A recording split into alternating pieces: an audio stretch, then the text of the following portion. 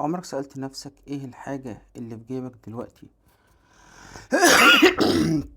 وعارفة عنك بلاوي وتفاصيل اكتر من والدتك شخصيا، بس في نفس الوقت ممكن تنقذ حياتك او على الاقل توفر وقتك وتظبط مزاجك.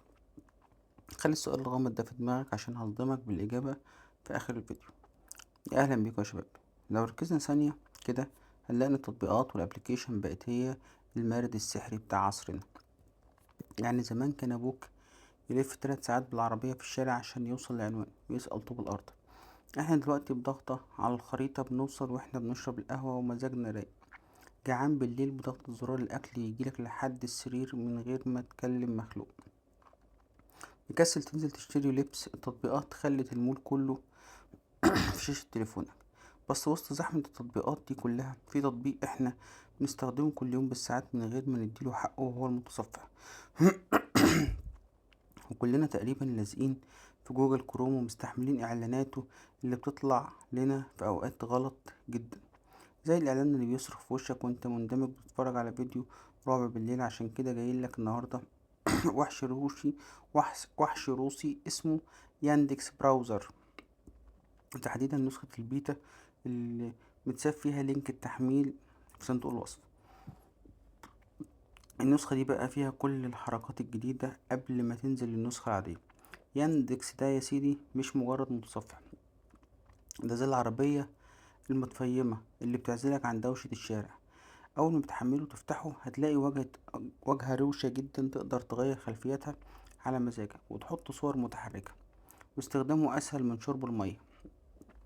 بتكتب اللي انت عايزه في شريط البحث اللي تحت عشان يكون قريب من صباعك وهو بيطير بيك. ومن أهم ميزات التطبيق ده إنه بيدعم إضافات.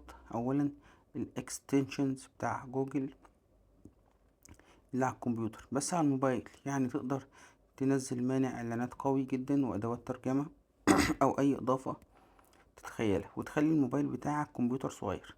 ده غير ان في ميزة ترجمة الفيديوهات بالصوت، ودي ميزة خرافية بصراحة. بس زي ما الحلو ما بيكملش عيوب ياندكس انه ممكن يكون تقيل شوية وبياخد مساحة على الموبايلات القديمة او اللي امكانياتها تعبانة.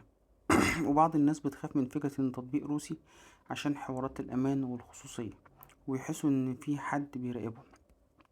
دخلت بقى لفة في البلاي ستور عشان اشوف رأي الناس المظلومة اللي زينا في التعليقات. لقيت الاغلبية مبهورين جدا، وخصوصا بحوار الاضافات وسرعة التصفح. واكتر تعليق واخد لايكات ومكسر الدنيا هناك كان لواحد كاتب: اخيرا لقيت متصفح يرحمني من اعلانات التخسيس اللي بتطلع لي وانا باكل محشي في نص الليل. وبصراحة الراجل ده لخص معاناتنا كلنا. لو ياندكس مش جاي على هواك او تليفونك مش مستحمله، عندك بدائل ممتازة جدا زي متصفح برايف اللي بيقدر الاعلانات من اللحظة الاولى ومشهور بالخصوصية، او كيو او كيوي الخفيف واللي بيدعم اضافات الكمبيوتر برضه. نرجع بقى لسؤالنا الغامض بتاع اول الفيديو: ايه الحاجة اللي عارفة عنك كل حاجة وبتنقذ حياتك؟ الإجابة يا سيدي هو المتصفح بتاعك. سجل بحثك واهتماماتك، الحاجات اللي بتدور عليها وانت متضايق او مبسوط، كلها موجودة هنا في الاستخدام المتصفح. فاستخدم متصفح يحترمك ويريحك زي ياندكس. متنساش تعمل لايك لو الفيديو عجبك وتشترك في القناة عشان يوصلك كل جديد، وسيب لي رأيك في الكومنتات في التطبيق.